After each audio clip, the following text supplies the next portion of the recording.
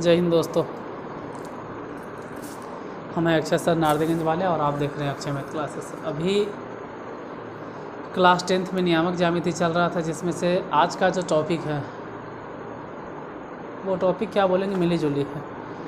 मतलब पहला क्वेश्चन अगर आप देख रहे होंगे तो इस तरह का है कि एक बिंदु है सी जो ए तथा बी को मिलाने वाले रेखाखंड को 3:4 के अनुपात में बांटती है। तो किस अनुपात में बांटती है ये तो मालूम है, और एक बिंदु का नियामक मालूम है तो फिर दूसरे बिंदु का नियामक मालूम करना है। तो टॉपिक कुछ नहीं कह सकते हैं। हाँ, ये दोनों भले ही एक जैसा लग रहा है अगर ध्यान से देखोगे तो। ये दोनों के किसी त्रिभुज के मध्य बिंदु के निर्देशांक दिए हुए हैं। त्रिभुज के मध्य बिंदु नहीं होगा, क्वेश्चन गलती लिख दिए हैं।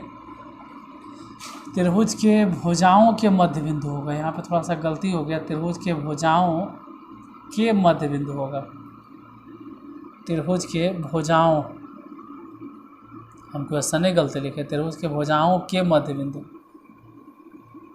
तो ये दोनों तो देखेंगे, थोड़ा सा लंबा है, हो सकता है इसके साथ नहीं बताने तो हौच पौच हो जाएगा। पहले नंबर क्वेश्चन पे आते हैं। अगर आपके लिए हेल्पफुल हो तो क्लास को लाइक कर देना, हो सके तो अपने दोस्त मित्र को शेयर कर देना अगर उसको ज़रूरत हो तो। देखिए इसमें पहला क्वेश्चन क्या है। यदि बिंदु सी, बिंदु ए तथा बी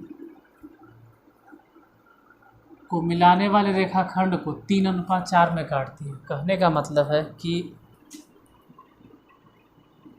ए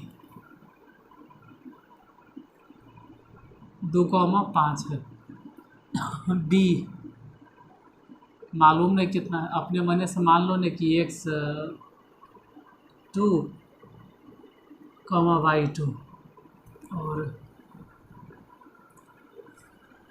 जो इसको काटती है सी वो मालूम है -1,2, क्योंकि क्वेश्चन में तो वही कहा गया कि यदि बिंदु सी बिंदु ए तथा बी को मिलाने वाले रेखाखंड को, ए तथा बी को मिलाने वाले रेखाखंड को किस अनुपात में काटते हैं? 3:4। तो बी का नियामक निकालना है। हालांकि हम अभी पीछे जो 3-4 क्लास पढ़ा है उसमें बोले हैं कि अगर एक्स नियामक निकालना है तो आप कैसे निकालोगे,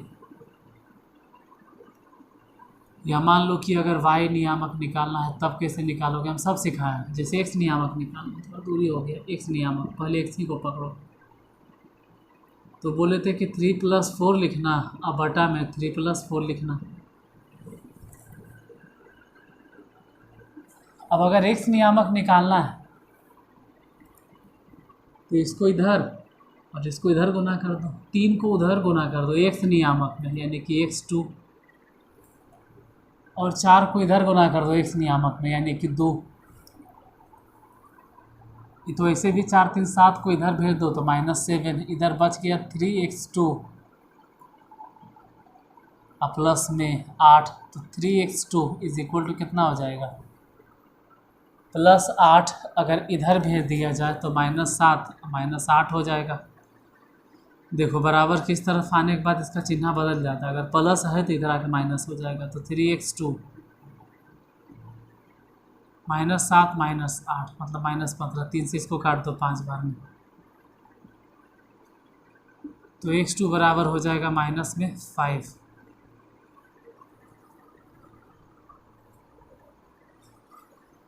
अब जरा y नियामक देखते हैं।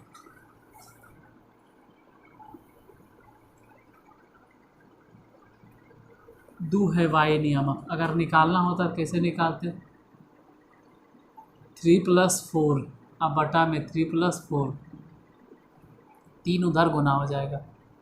लेकिन इस बार x नियामक में नहीं, क्योंकि हम 2 जो लिखे हैं ना, ये ध्यान से देखो, जो 1 लिखे थे कौन सा नियामक था, x नियामक, तो गुना भी x में होगा।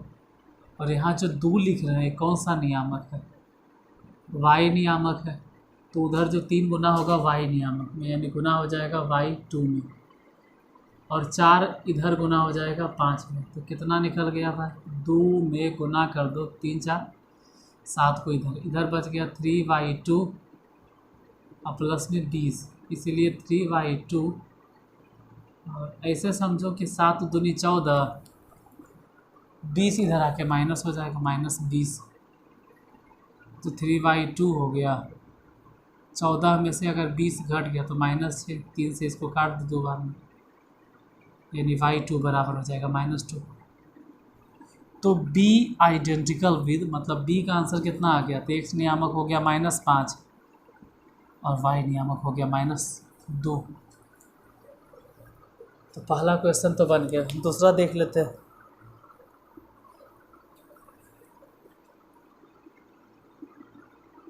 देखिए दूसरा,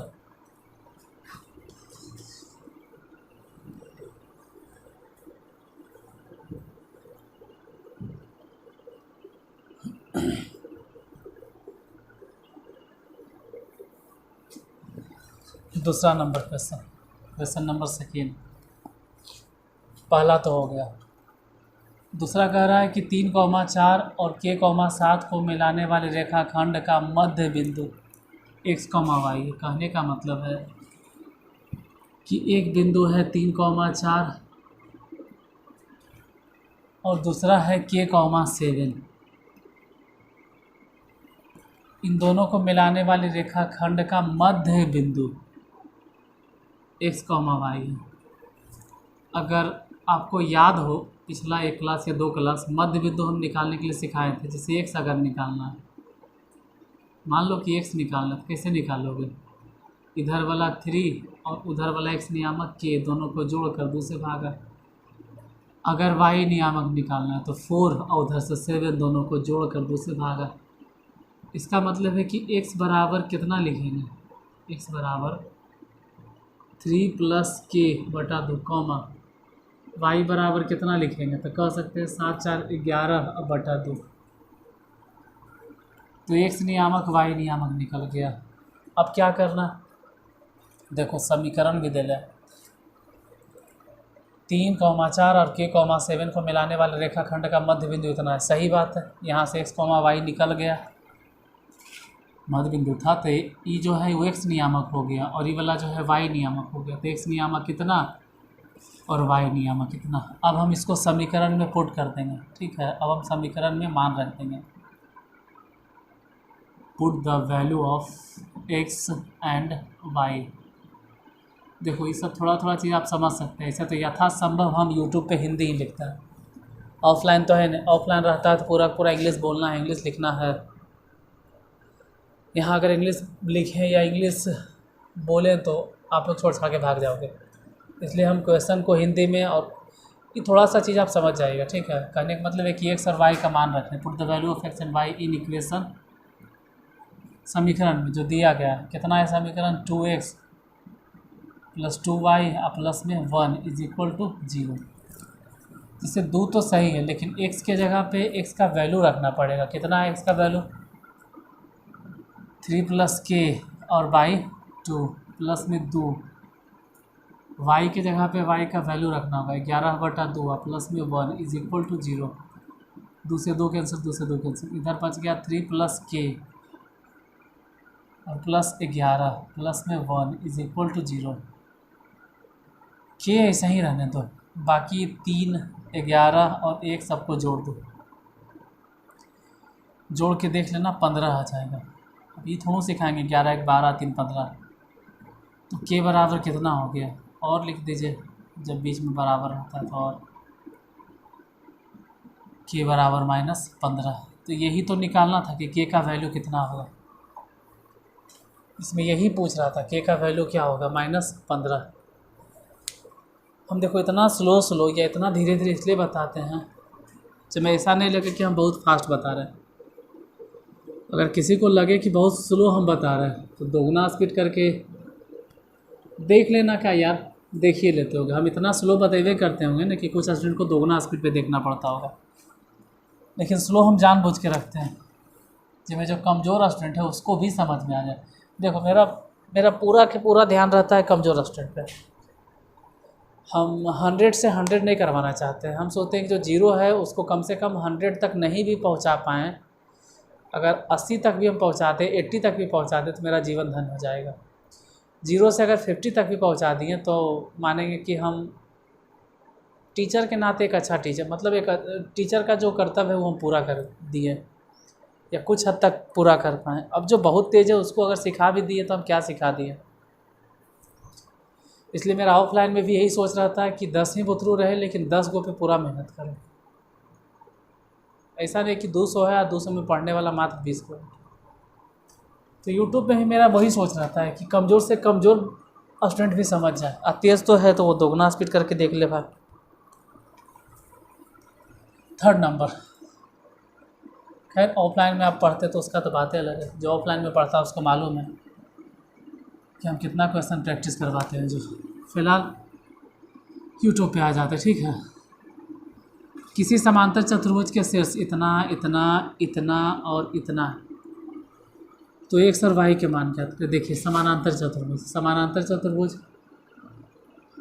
किसे कहते हैं, तो समानांतर चतुर्भुज किसे कहते हैं। मान लीजिए a है, b है, c है, d है। हम पहले बता चुके हैं समानांतर चतुर्भुज किसे कहते हैं। यहाँ पर जो फोकस करना है ना, समानांतर चतुर्भुज ए बी सी डी है। मान लो ए का नियामक कुछ दे ले होगा, कितना है 1,2। बी का नियामक कितना है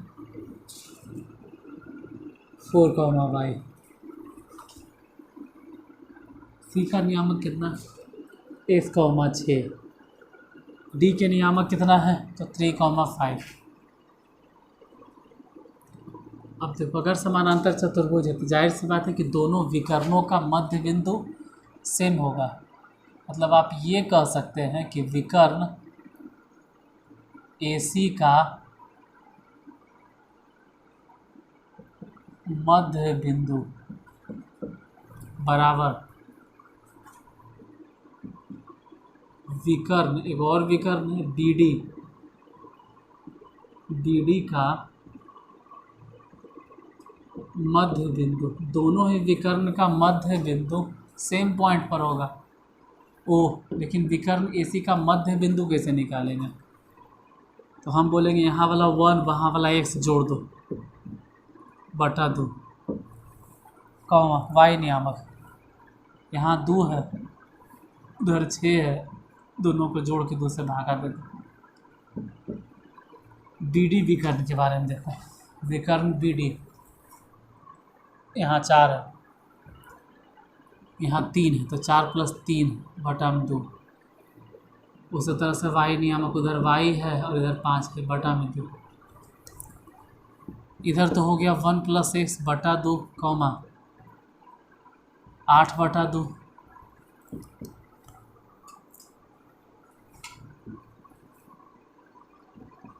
सात बटा 2 और y + 5 बटा 2। अब हम ये वाला जानबूझ के नहीं काट रहे हैं, क्यों, क्योंकि ये वाला x नियामक और वो वाला x नियामक बराबर होगा, ये वाला y नियामक बराबर होगा। जैसे यहाँ पे x नियामक है 1 + x बटा 2 बराबर, उधर कितना 7 बटा 2। उसी तरह से y नियामक सोचो, इधर 8 बटा 2 और उधर कितना हो गया y + 5 बटा 2। 2 से 2 कैंसिल, 2 से 2 कैंसिल, तो x बराबर कितना हो जाएगा 1 माइनस कर दो।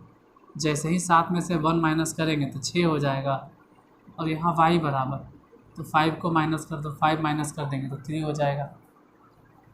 यही तो निकालना था x y, तो x बराबर 6 हो गया और y बराबर 3 हो गया। अब चौथा पाँचवा दोनों एक जैसा है और क्वेश्चन भी बहुत आसान है, थोड़ा सा तो टफ है, तो एक बार टाइम को देख लिया जाए हमेशा की तरह। देखिए टाइम तो हो चुका है 15 मिनट। हम क्लास को लंबा नहीं करना चाहते हैं, ठीक है, क्लास को लंबा नहीं करना चाहते, ये रीज़न है। सबसे बड़ी बात ये है ना कि ये दोनों एक टाइप का है और ये सब मिली जुली था, लेकिन उतना टफ नहीं था। ये वाला आसानी से आप समझ गए होंगे, दोबारा रिवाइंड करके देखिएगा वीडियो को, पीछे करके देखिएगा तो समझ में आ जाएगा, ये भी समझ में आ जाएगा, ये भी समझ में आ जाएगा। लेकिन अगर इन तीनों के साथ में दोनों को डाल देंगे ना, तो हो सकता है कि वो तीनों भी नहीं समझ में आवे और ये दोनों तो खैर गोले हो जाएगा।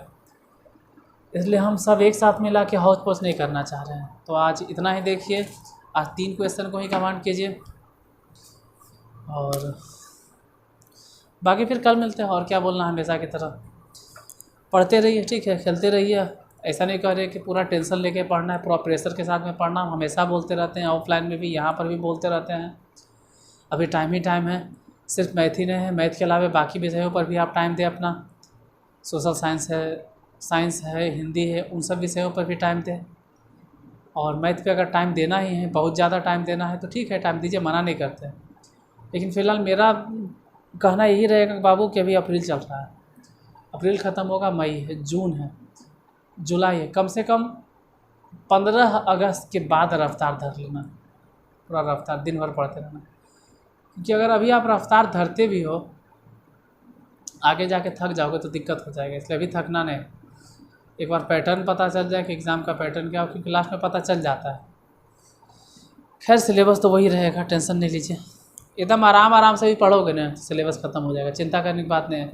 बहुत सारे विद्यार्थियों को ऐसा लगता होगा 5 क्वेश्चन 3 क्वेश्चन में सिलेबस ख़त्म हो जाएगा। देखो यार, हम पिछले साल भी जब पढ़ा रहे थे तो मात्र 2 महीना पढ़ाए थे, 3 महीना, सबको लगा था सिलेबस ख़त्म कर देंगे, नहीं ख़त्म किए। लेकिन फिर भी इतना बता दिए कि 100 नंबर वहीं से लड़ गया। 100 नंबर नहीं तो मान चलो कि 90 नंबर लड़ गया, 90 तो पक्का वहीं से मिल गया। अरे अब 3 महीना में 90 नंबर लड़ गया तो क्या तुम 200 नंबर बनाओगे? तो विश्वास कीजिए, आपके पास तो साल भर टाइम है, पूरा 100 में 100 मिल जाएगा। बशर्ते कमांड करने की ज़रूरत है, वहाँ पर मोबाइल नहीं जाएगा, ना ही हम जाने वाले हैं। तो आज के लिए धन्यवाद, इतना देर तक आप क्लास को देखें, फिर कल मिलते हैं नेक्स्ट एपिसोड में।